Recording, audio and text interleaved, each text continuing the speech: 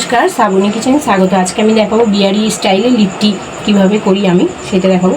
তার জন্য নিয়েছি এখানে পেঁয়াজ, আদা, রসুন গ্রেট করে নিয়েছি, ধনেপাতা আর কাঁচা লঙ্কা। এখানে নুন নিয়েছি, এখানে আমের আচার নিয়েছি মশলা দেওয়া, জুয়ান আর কালো জিরে নিয়েছি, আর এখানে ছাতু নিয়েছি।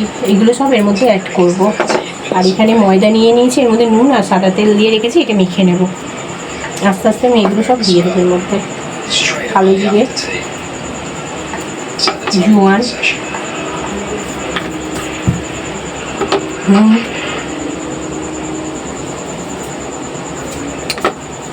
আচারটা লাস্টে দেবো। রসুন কুচি, পেঁয়াজ কুচি,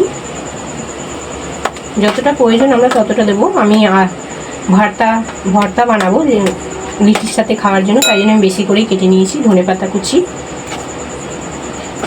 কাঁচা লঙ্কা, আদা কুচি।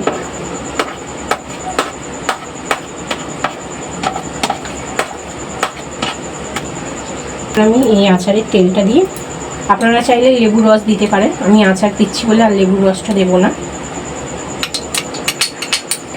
এবার আমি হাত দিয়ে এটাকে ভালো করে মেখে নেব।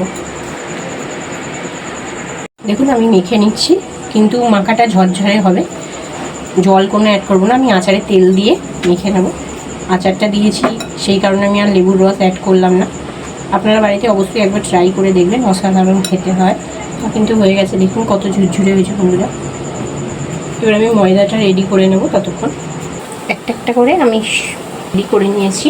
দেখুন এখানে আমি সর্ষের তেলে করব। সর্ষের তেলটা গরম হয়ে গেছে, আস্তে আস্তে ছেড়ে দেবো একটা করে। গ্যাস একদম স্লো করে দিতে হবে, আস্তে আস্তে হবে, হতে থাকবে। চারটেই দিলাম, মানে গ্যাসটা একদম স্লো করে দিয়ে এই পিঠ করে লাল করে ভেজে নিতে হবে। আমার কিন্তু উল্টে পাল্টে ভাজা হয়ে গেছে, কি সুন্দর হয়েছে। আপনারা অবশ্যই বাড়িতে একবার ট্রাই করে দেখতে পারেন, খেতে অসাধারণ হয়।